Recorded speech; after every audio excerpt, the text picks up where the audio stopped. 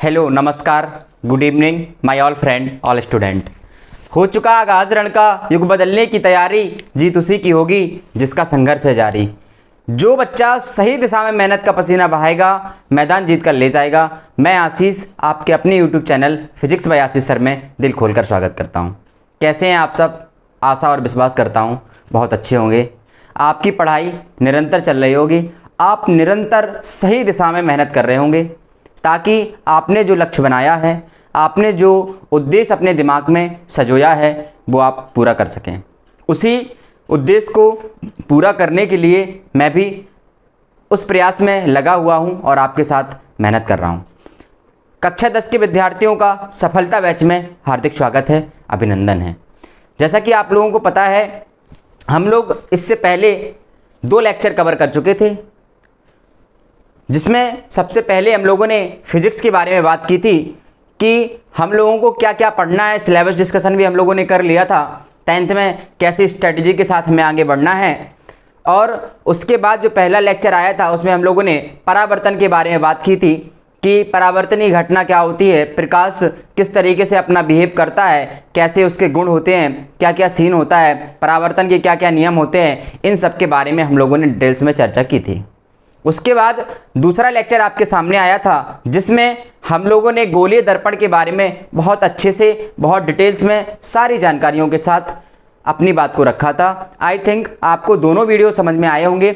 और इसी कंटिन्यूटी को और आगे बढ़ाते हुए हम लोग आज बात करेंगे कुछ गोलीय दर्पण जो आपने पढ़ा था। उसमें डिस्कशन पॉइंट में हम लोगों ने डिस्कस किया था वक्रता त्रिज्या क्या होती है किसी दर्पण की, किसी दर्पण की फोकस दूरी क्या होती है, किसी दर्पण का फोकस क्या होता है, उसका ध्रुव क्या होता है। इस तरीके से हमने चर्चा की थी। मुख्य अक्ष क्या होता है, इस तरीके से हमने सारी चीज़ों को जाना था।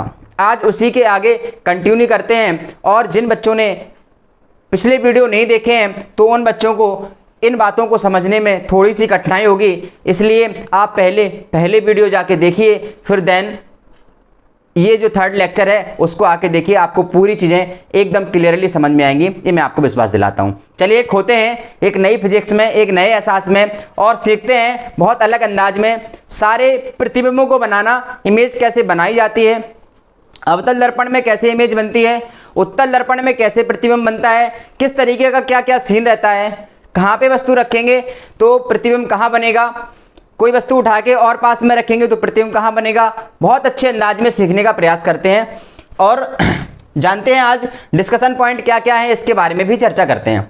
सबसे पहले आज जो डिस्कशन पॉइंट होगा पहला आपके सामने, उसमें हम लोग जानेंगे फोकस दूरी एफ और वक्रता त्रिज्या कैपिटल आर में क्या संबंध होता है। यहाँ से बोर्ड एग्जाम में भी क्वेश्चन पूछता है। इस संबंध के बारे में कहीं ना कहीं आपको क्वेश्चन जरूर देखने को मिलेगा।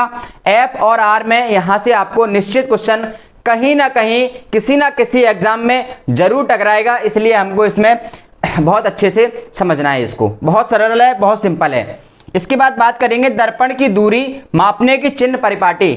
मतलब दर्पण जो भी हम लेंगे, चाहे वो अवतल दर्पण लें चाहे वो उत्तल दर्पण लें, दोनों दर्पणों में हमें दूरियों को रखने का जो सीन है, उसके लिए एक चिन्ह की सारणी तैयार की गई कि हमें किसके इस सारणी के अकॉर्डिंग कौन सी वैल्यू प्लस में, कौन सी वैल्यू माइनस में रखना है। इसको आपको विशेष ध्यान रखना है, तभी जाके आप न्यूमेरिकल क्वेश्चन बिल्कुल अच्छे तरीके से सॉल्व कर पाओगे। इसको भी बहुत अच्छे तरीके से जानेंगे।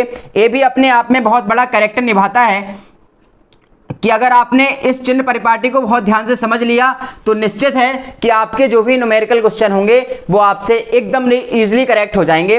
अगर आपने चिन्ह परिपाटी को बहुत अच्छे से नहीं अध्ययन किया तो आपके क्वेश्चन सही नहीं होंगे, इसलिए इसको बहुत ध्यान से समझना है। गोलीय दर्पण से प्रतिबिंब बनाने के नियम जानेंगे कि अगर हमें किसी भी दर्पण के सामने अगर हमने वस्तु रखी है तो उसका प्रतिबिंब कहाँ पर बनेगा और कैसे बनेगा, इसके लिए हमें 3 नियम पढ़ने होंगे। उन 3 नियमों के अकॉर्डिंग हम सारे प्रतिबिंब बहुत आसानी से बना सकते हैं, उसके बारे में भी चर्चा करेंगे। साथ में अवतल दर्पण से प्रतिबिंब बनाना कि अगर आपके सामने कोई अवतल दर्पण रखा हुआ है तो उस तरीके से आप कैसे अपना प्रतिबिंब बनाएंगे। सेम साथ फिर लास्ट में हम लोग चर्चा करेंगे कि उत्तल दर्पण से प्रतिबिंब कैसे कैसे बनाए जाते हैं, इसके बारे में भी हम लोग चर्चा करेंगे।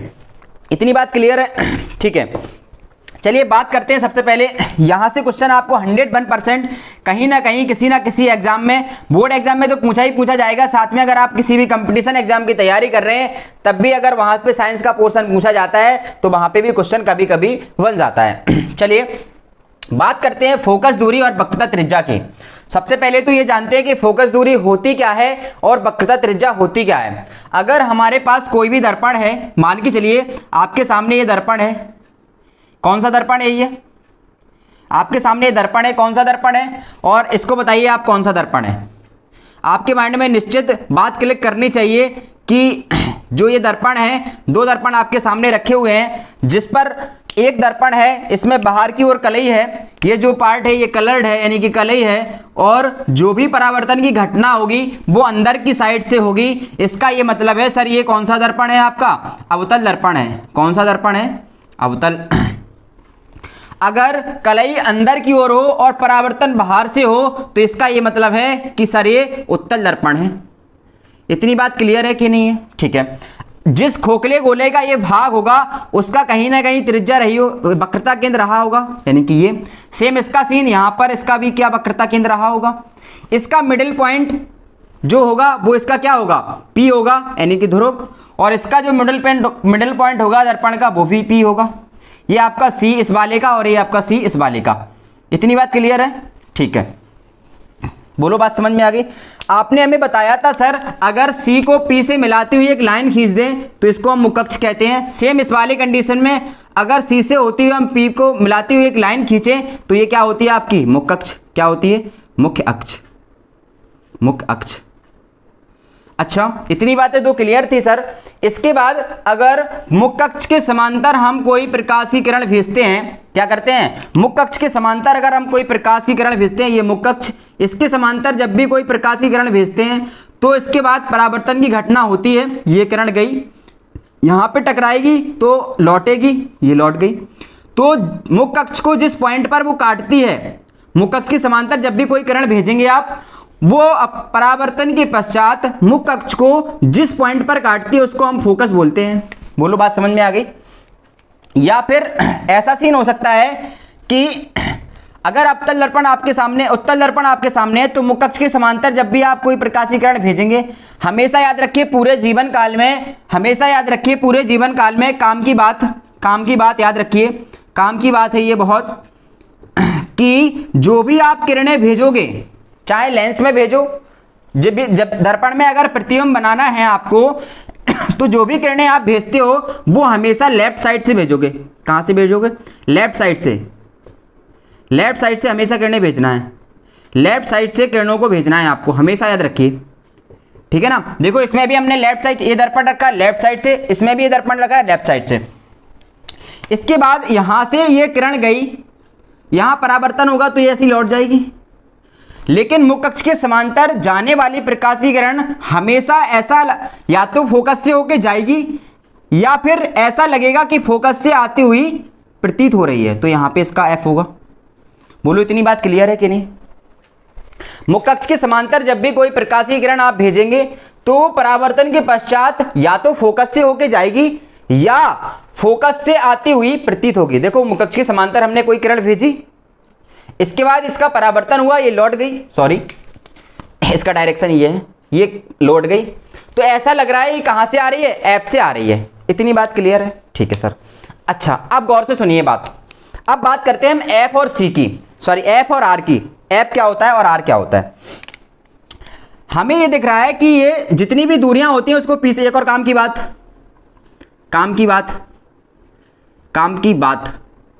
क्या है? काम की बात ये है जितनी भी दूरियां लोगे आप, दूरियां हमेशा P से नापते हैं। कहां से नापते हैं? P से नापते हैं। हमेशा याद रखिए जितनी भी दूरियां आप नापेंगे वो सारी P से नापने वाले हैं। इतनी एक काम की बात, एक ये काम की बात। चलिए अच्छा, तो हमें ये दिख रहा है कि इस वाले दर्पण में ये P बिंदु है, कौन सा है? ये P है और ये F है। तो P से लेके जो F तक की दूरी होती है उसको हम लोग F बोलते हैं, जिसे हम लोग फोकस दूरी कहते हैं, जिसे हम लोग क्या कहते हैं? फोकस दूरी कहते हैं। इसके बाद पी से लेके सी तक की जो दूरी होती है उसे हम लोग वक्रता त्रिज्या यानी कि आर कहते हैं। इतनी बात क्लियर हो गई। सेम यहां पे अगर देखेंगे तो पी से लेके एफ तक क्या हो गए, फोकस दूरी एफ हो गई। बोलो बात क्लियर है। इसके बाद पी से लेके सी तक की जो दूरी होगी उसको हम लोग वक्रता त्रिज्या आर कहेंगे। क्लियर है बात क्लियर है, ठीक है। अब हमें ऑब्वियसली दिख रहा है कि ये वाली जो दूरी है यानी कि आर, पी से लेके सी तक, और पी से सी तक की जो दूरी है वो है आपकी एफ। क्या है, एफ है, ठीक है। जो एफ है वो बिल्कुल मिडिल में है सी और पी के, बिल्कुल दिख रहा है, मिडिल में है बिल्कुल, है कि नहीं है। तो इसका ये मतलब है, यहां से अगर हम देखें इसको, डायग्राम को आप एक बार स्क्रीनशॉट ले सकते हैं आसानी से, फिर हम इसको हटा रहे हैं। चलिए, तो हमें ये दिख रहा है इस वाले डायग्राम से, सेम इस वाले में, कि जो आपकी फोकस दूरी होती है, या हम कह सकते हैं वक्रता त्रिज्या, जिसे हम लोग डिनोट करते हैं कैपिटल आर से। वक्रता त्रिज्या हमेशा फोकस दूरी, वक्रता त्रिज्या आर हमेशा फोकस दूरी एफ की दो गुनी होती है।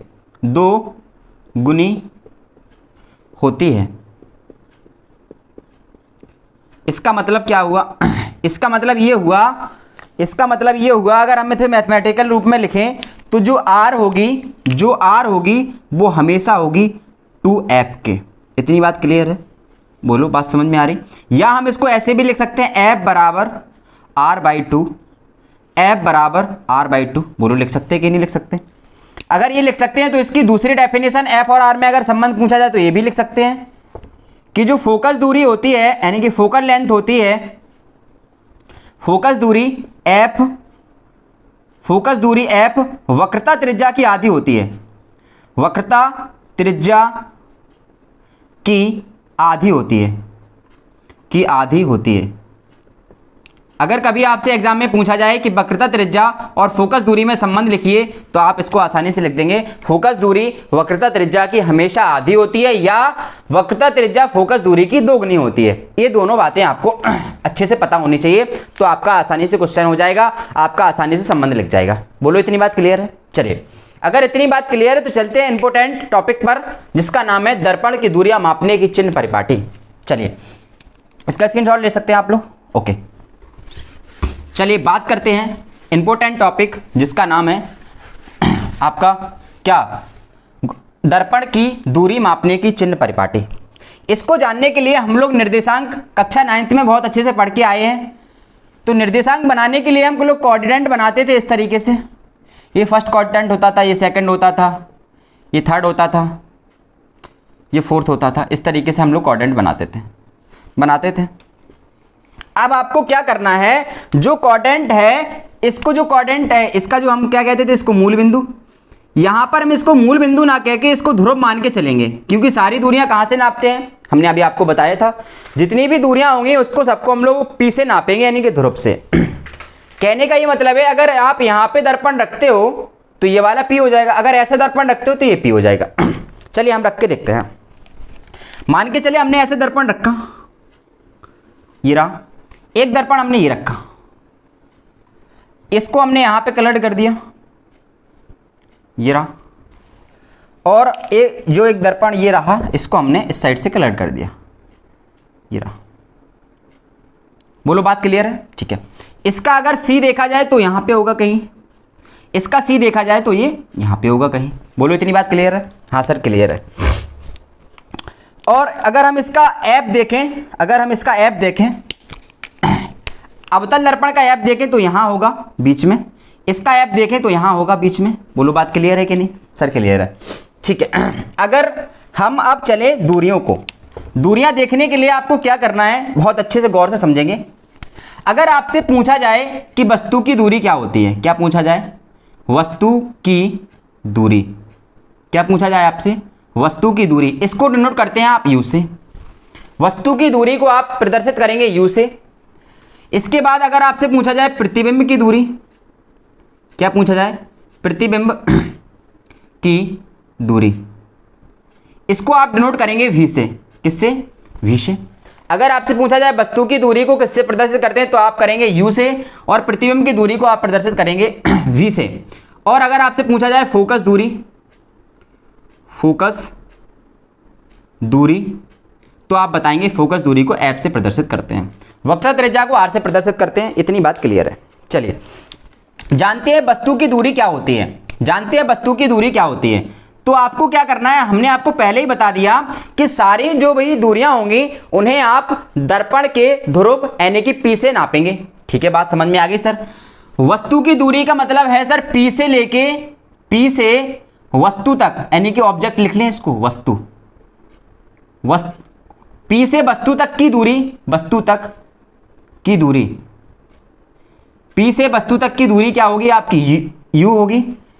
P से I मतलब इमेज, इमेज मतलब प्रतिबिंब,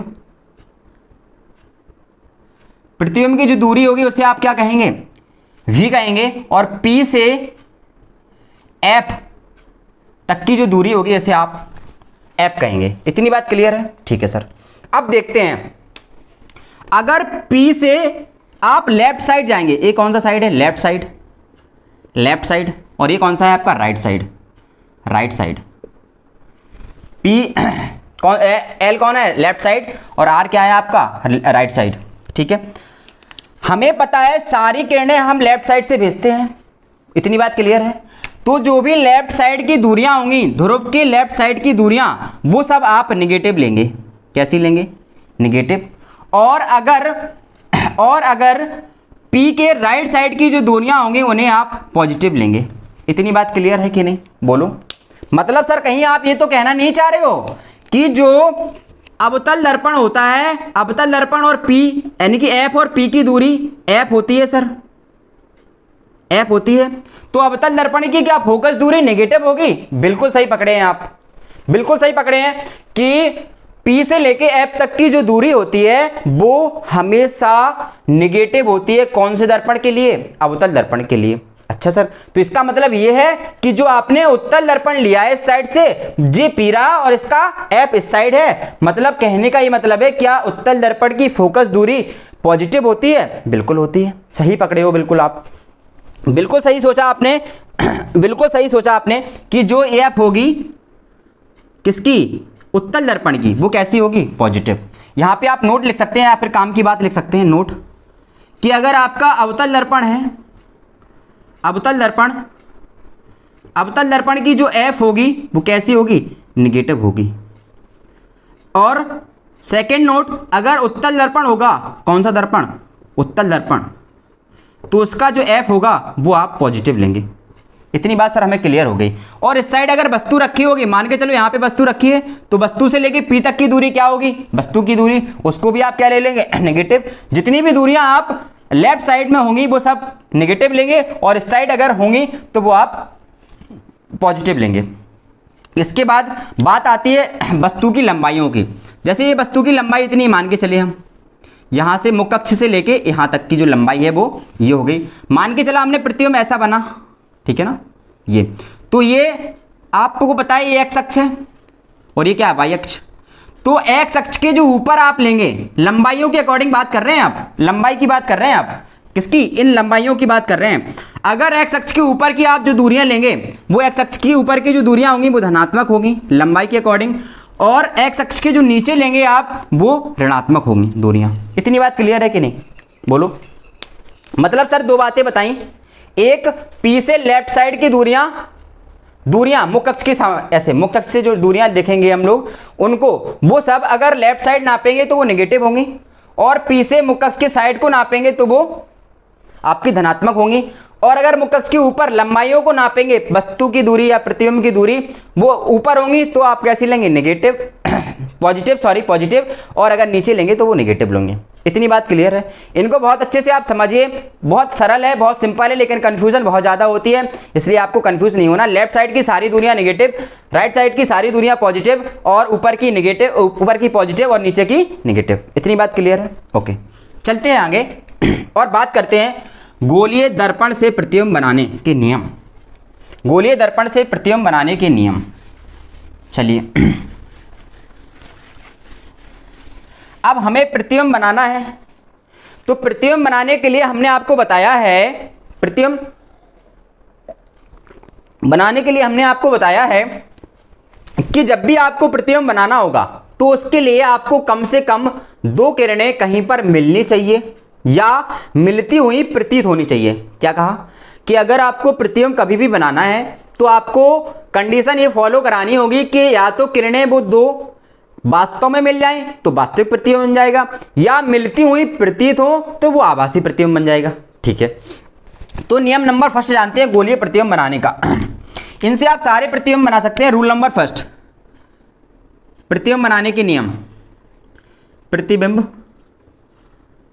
बनाने के नियम, बनाने के नियम, प्रतिबिंब बनाने के नियम, प्रतिबिंब बनाने के नियम।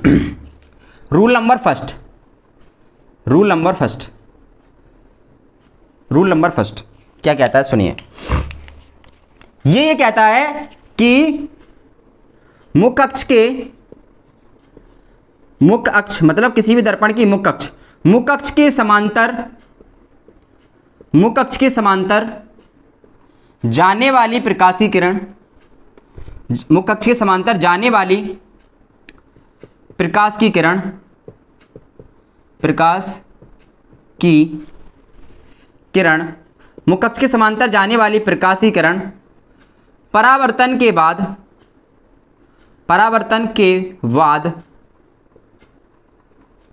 मुख्य अक्ष के, मुख्य अक्ष के एफ, एफ मतलब फोकस दूरी, मुख्य अक्ष के फोकस, फोकस मतलब फोकस बिंदु, मुख्य अक्ष के फोकस एफ से जाती है या आती हुई प्रतीत होती है, या एफ से आती प्रतीत होती है, आती प्रतीत होती है, प्रतीत होती है।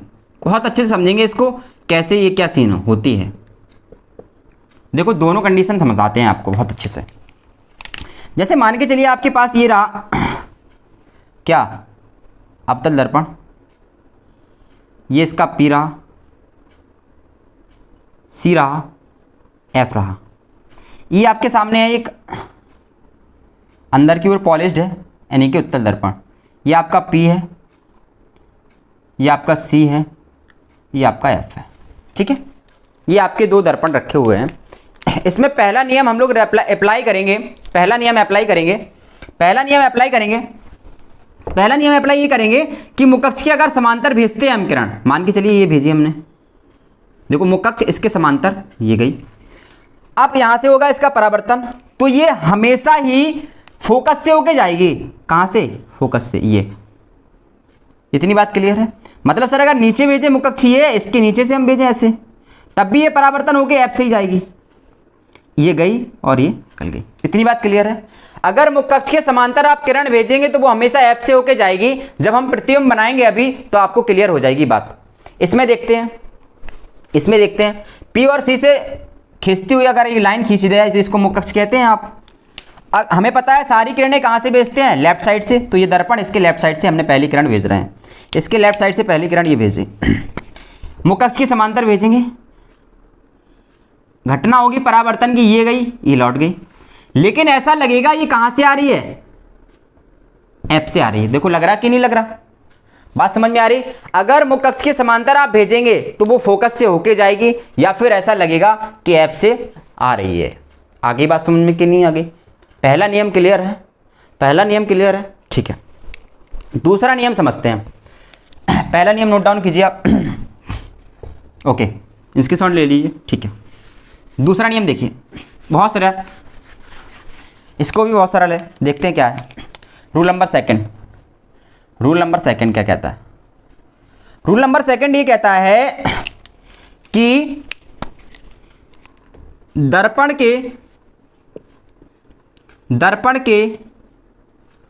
वक्रता केंद्र, दर्पण के वक्रता केंद्र, दर्पण के वक्रता केंद्र से जाने वाली प्रकाशीय किरण, जाने वाली या आती प्रतीत होने वाली किरण, या आती प्रतीत होने वाली किरण, आती प्रतीत होने वाली किरण, होने वाली किरण, आतीत होने वाली, प्रतीत होने वाली किरण उसी मार्ग में, उसी मार्ग में, उसी मार्ग में वापस लौट जाती है, उसी मार्ग में वापस लौट जाती है, उसी मार्ग में वापस लौट जाती है, उसी मार्ग में वापस लौट जाती है। देखते हैं क्या सीन है। सीन कुछ ऐसा है जैसे ये आपके सामने दर्पण है, कौन सा है? अवतल है। ये आपके सामने दर्पण है, कौन सा है? उत्तल है। इसका P ये रहा, इसका C ये रहा। P और C से खींची जो रेखा उसको मुख्य अक्ष कहेंगे आप। यहाँ पे P ये रहा, यहाँ पे C ये रहा। P और C से खींचती हुई जो लाइन खींचेंगे उसको हम लोग मुख्य अक्ष कहेंगे। मान के चले आप, मान के चलो कि आपकी जो किरण है, मान के चलो कि जो आपकी किरण है वो C से जा रही है। कहाँ से जा रही है? ये यहाँ से C से आई है, ये आई C से। देखो C से आएगी तो C से ही लौट जाएगी। वक्रता, दर्पण के वक्रता केंद्र से जाने वाली या आती प्रतीत होने वाली किरण उसी मार्ग में वापस लौट जाती है। जैसे ये वाली देखिए हम, जी यहां से आएगी, ऐसा लग रहा कहां से आ रही है? C से आ रही, तो ये इसी मार्ग में वापस लौट जाएगी। बोलो बात क्लियर है कि नहीं? दूसरा नियम क्लियर है कि नहीं? बोलो। आई थिंक क्लियर होगा। बिल्कुल सिंपल है कि अगर C से किरण को भेजेंगे तो वो उसी मार्ग में वापस लौट जाएगी, या आने वाली C से आती प्रतीत होने वाली किरण उसी भी मार्ग में वापस लौट जाएगी। इतनी बात क्लियर है? चलिए, अगर इतनी बात क्लियर है तो चलते हैं रूल नंबर 3 पे। तो फिर चलते हैं रूल नंबर 3 पे। रूल नंबर 3 क्या कहता है इसको सुनिए। रूल नंबर 3 क्या कहता है इसको सुनिए आप। रूल नंबर 3 क्या कहता है? रूल नंबर 3 ये कहता है कि अगर आपने क्या किया, रूल नंबर 3 बड़ा सिंपल है। अगर कहें कि फर्स्ट रूल का अपोजिट है तो कोई दो राय नहीं होगी। रूल नंबर 3 को अगर ये कहें कि ये प्रतिबिंब बनाने के फर्स्ट नियम से कोरिलेट करता है, यानी कि अगर उसका उल्टा है तो कोई दो राय वाली बात नहीं है। मतलब हमें दो ही नियम लर्न करने हैं। ये क्या कहता है? ये कहता है कि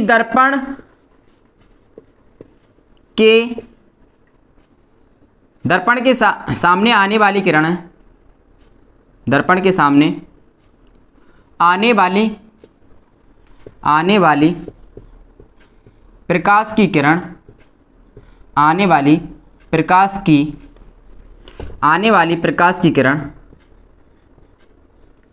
वाली प्रकाश की किरण यदि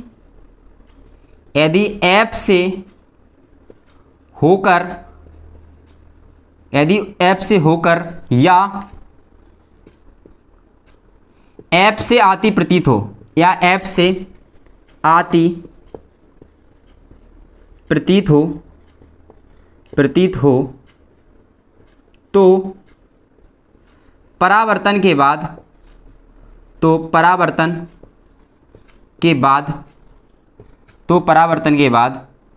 मुख्य अक्ष